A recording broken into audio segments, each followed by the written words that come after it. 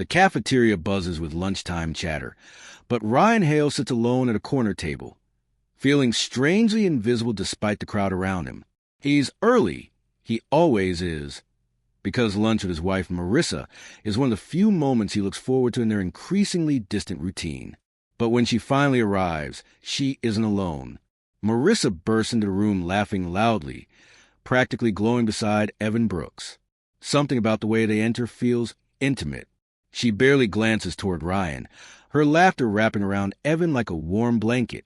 When Evan dramatically insists on buying her lunch, like always, she fires back with a line that slices into Ryan's heart before he even realizes he's bleeding. "My work husband takes better care of me than my real one." The surrounding co-workers laugh, unaware that Ryan's smile has silently cracked the moment lingers long after the laughter fades. Ryan eats silently, hands slightly trembling under the table. He tells himself it's just a joke, just workplace humor, but something inside him twists uneasily. After lunch, while throwing away his trash, he notices a crumpled receipt in the bin with a familiar signature, Evans. Curiosity turns into dread as he smooths it out. It isn't just today's receipt. It's a stack, dozens of receipts underneath showing that Evan had been buying her lunch again and again for months. At the bottom of one, written in playful handwriting, is a message that punches the air out of Ryan's lungs. "Dinner next time?"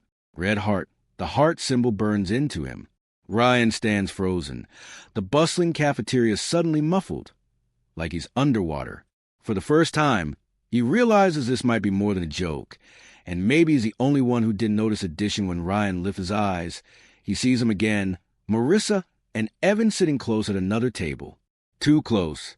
She leans into his shoulder while showing him something on her phone, her smile soft, relaxed in a way she hasn't been with Ryan in months. Evan says something and she lightly hits his arm, giggling. The sight feels like a knife twisting slowly inside Ryan's chest. His breath becomes shallow. He suddenly feels small, replaceable, like a background character in his own marriage. The cafeteria lights seem too bright, the laughter too loud. He stares at them, and a numbness begins washing over him. Not anger, not yet, but cold realization that something sacred has been slipping through his fingers without him even noticing. In that moment, a promise forms quietly inside him, sharper than pain. If loyalty was just a joke to her, he would show her the cost of breaking it.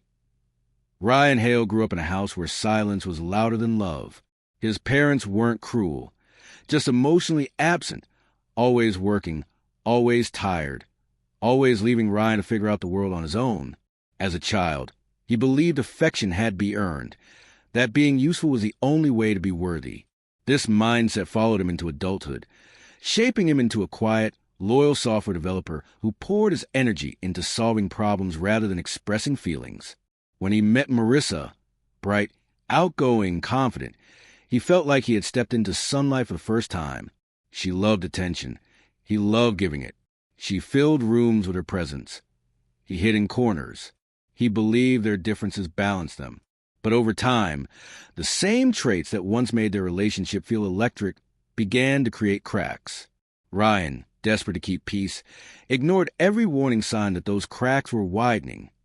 Their marriage wasn't unhappy, just slowly dissolving in ways Ryan didn't dare acknowledge. Marissa, once charmed by his stability, now called him too serious, boring, emotionally flat. She thrived on excitement, spontaneity, social approval. Ryan preferred quiet dinners, movie nights, and staying off social media entirely. Marissa loved posting her outfits, her lunches, her life. Ryan avoided cameras like they burned him. As months passed, her behavior began shifting in ways that made Ryan's stomach tighten. More late nights, finishing projects, new dresses she claimed were just on sale, constant notifications lighting up her screen, and her phone always placed face down as if hiding a second life. She brushed off her concerns with a laugh, saying he was overthinking. And Ryan, trained since childhood to avoid conflict, swallowed his instinct and told himself everything was fine. Even when her distance felt sharp enough to cut, Cole, Ryan's best friend since college, saw what Ryan refused to. One evening over beers, he leaned in and said the words Ryan has never forgotten. "Bro, that work husband stuff? It's never a joke." Ryan laughed it off, insisting Marissa was just playful, just dramatic, just Marissa. But deep inside, fear gnawed at him. He wanted loyalty, real loyalty, the kind he never received growing up. He wanted a partner who chose him without conditions, without comparisons, without needing an audience.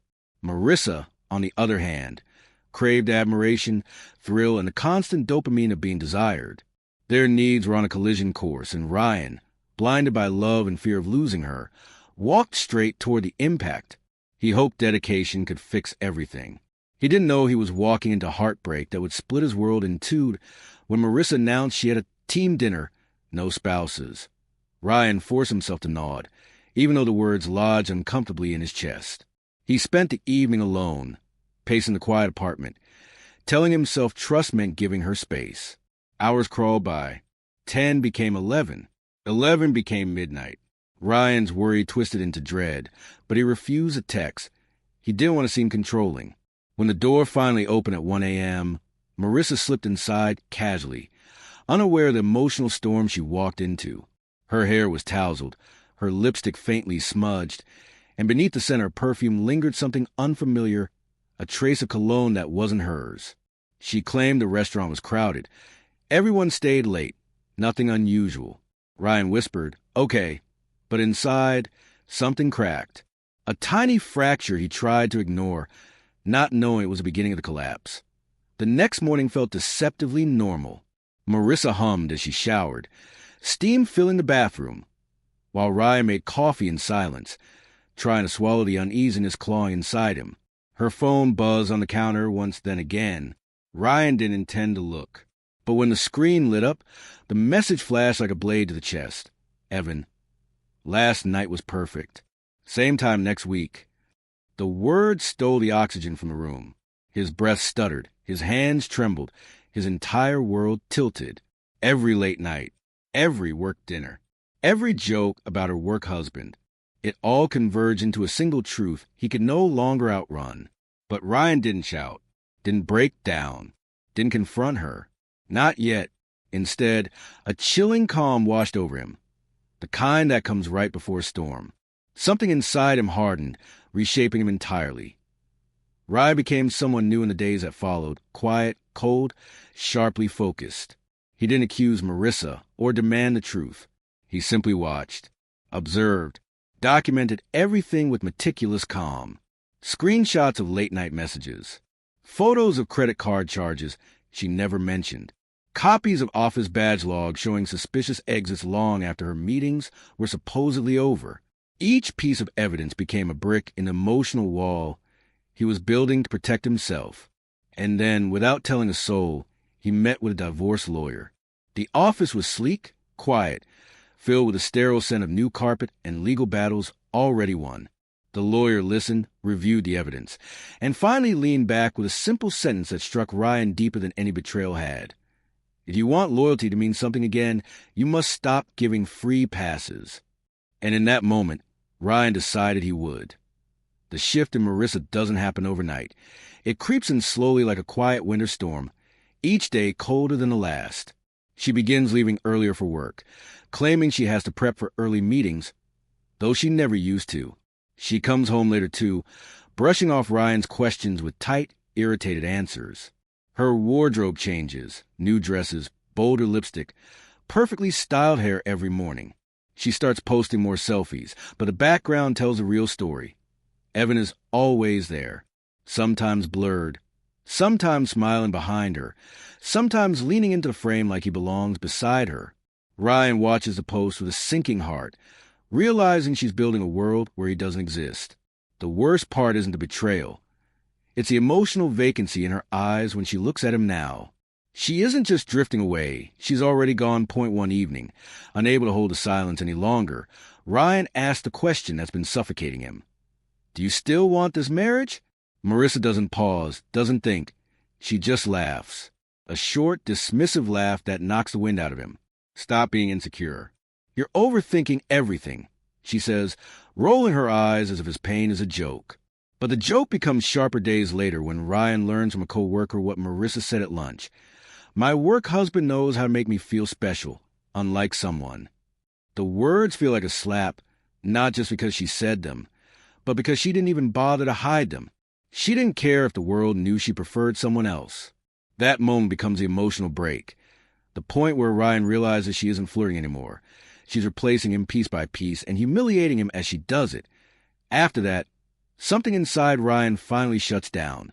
He stops asking where she's going, stops waiting up at night, stops trying to win back a woman who no longer wants to be won. He becomes emotionally distant, polite, calm, unreadable. He's not cold out of anger, he's cold out of clarity. Quietly, he begins planning his exit, collecting more evidence, preparing for the moment he will walk away without begging, without breaking. And the irony unfolds. The more Ryan withdraws, the more unsettled Marissa becomes. She starts hovering around him, asking questions she never cared about before. Why are you so quiet lately? Do you not care anymore? Her voice trembles in ways it never did when she was comfortable.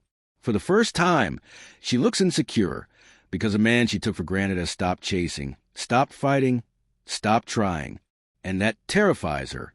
The company's anniversary gala is the kind of event people remember. Glittering chandeliers, champagne towers, polished smiles hiding office secrets. Ryan arrives looking calm, composed, almost unrecognizable in his quiet confidence. Marissa, dazzling in a deep emerald dress, scans the room for him with a strange mix of guilt and irritation. But when Evan walks in wearing a tie that perfectly matches her dress, the entire room shifts. Conversations still softly hum, but the glances are sharp, whispers spreading like sparks. Ryan notices too, not with anger, but with a chilling, emotionless clarity. The coordinated colors scream intimacy, a signal they didn't bother to hide. Marissa's cheeks flush as she realizes everyone sees it, including her husband. The evening, meant to be glamorous, becomes suffocating. And beneath the glimmering lights, Ryan knows this is a perfect stage, not for revenge, but for truth. When Ryan is unexpectedly invited to speak on stage as part of the company's celebration, Marissa stiffens. Evan smirks, assuming Ryan will stutter through a polite corporate thank you. Instead, Ryan steps up confidently, adjusts the microphone, and delivers a speech that feels like a slow, controlled detonation. He speaks about loyalty, not in a dramatic, angry tone, but with a calmness so sharp it cuts deeper. He describes how loyalty is tested not when things are easy, but when someone thinks no one is watching. He talks about betrayal not as an event, but as a pattern. Small jokes, small lies, small choices that pile up until someone breaks. Every sentence makes Marissa shrink further into her chair. People stop sipping their drinks. Evan stiffens. By the time Ryan ends with, "Loyalty only matters when it's real," the room is silent. Everyone knows exactly who the speech was meant for.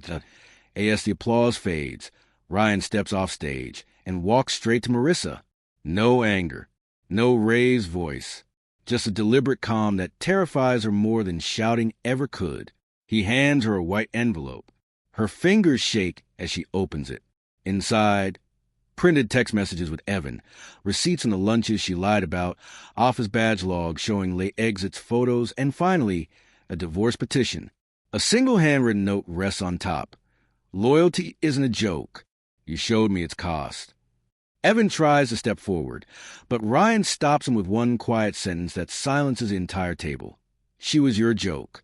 She was my life." Marissa breaks, mascara streaking, shoulders trembling, gasping for air as reality crashes down. But Ryan doesn't stay to watch her unravel. He simply turns and walks out of the gala, calm and steady, leaving her to face the consequences alone. The days after the gala feel strangely quiet, but not empty, more like a silence Ryan finally earned.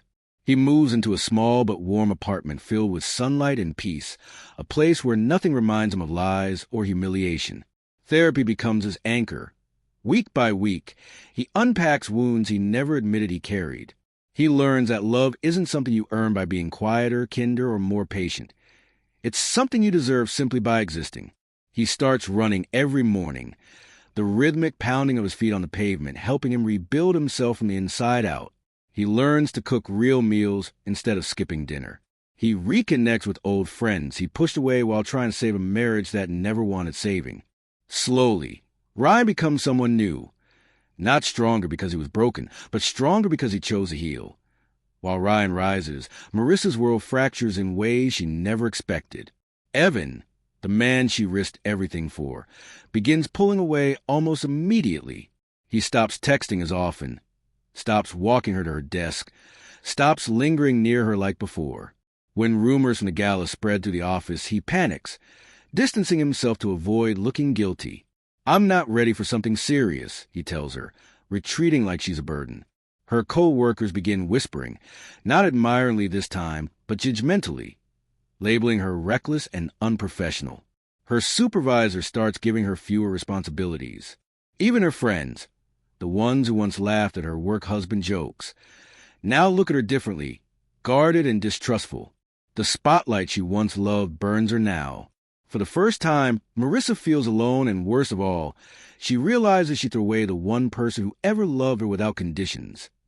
Days later, Marissa appears at Ryan's new apartment, her eyes red, makeup streaked, voice trembling as she begs him to listen. She apologizes between sobs, saying she made a mistake, that she was confused, that she misses him.